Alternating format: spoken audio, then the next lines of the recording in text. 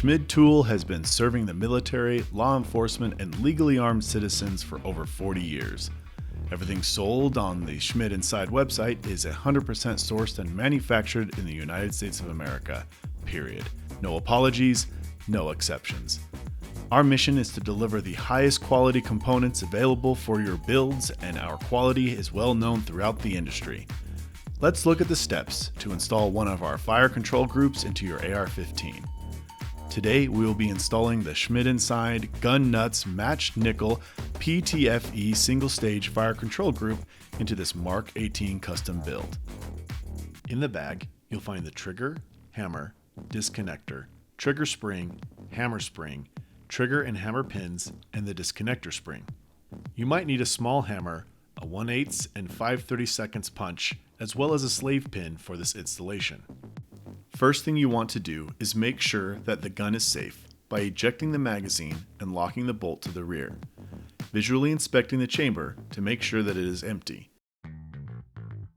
Release the bolt carrier and release the forward and takedown pins.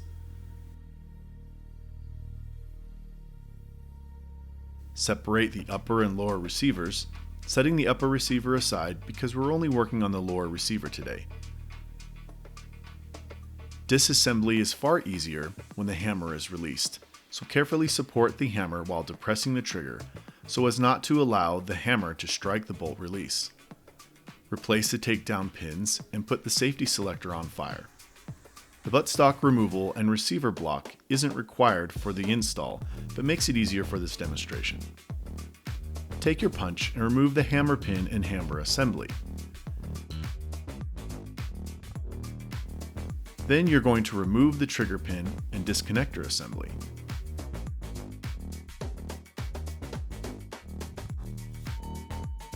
You want to orient the hammer spring with the flat side forward, matching the flat side of the hammer as shown, and place it onto the hammer.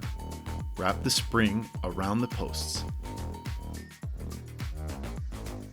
To prepare the trigger assembly, you want to orient the spring and trigger as shown.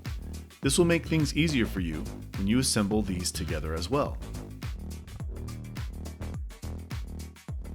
Then wrap the spring around the posts of the trigger.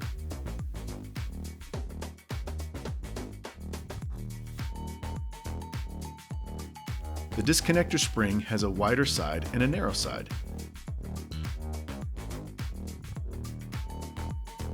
You want to put the wider side into this slot in the trigger.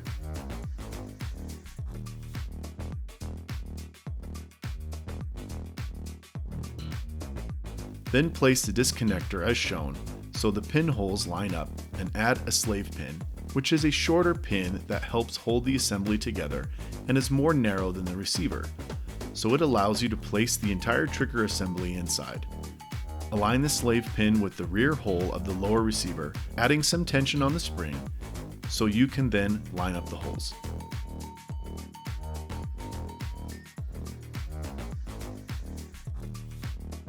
Take your trigger pin and push that through, which will eject the slave pin out of your way.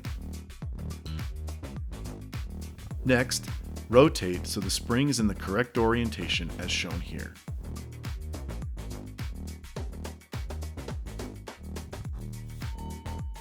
The two ends of the spring need to go behind the trigger pin as shown here before you compress it into the lower receiver.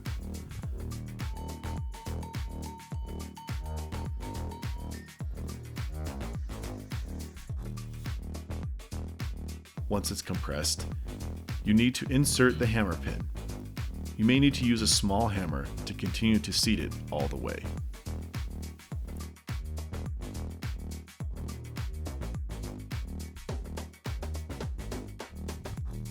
While performing a function check of the fire control group, make sure you carefully allow the hammer to come forward as not to damage the bolt catch and release. Keep tension on the hammer as it falls while you press the trigger.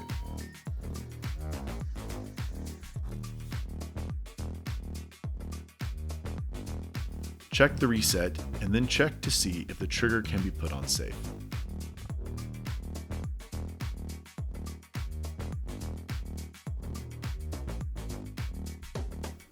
Once you're finished, Go ahead and cock the hammer back and replace the upper receiver onto the lower receiver, and do one more function check by cycling the weapon using the charging handle. Put the rifle on safe. Put the rifle on fire. And at this point, you can safely dry fire the rifle.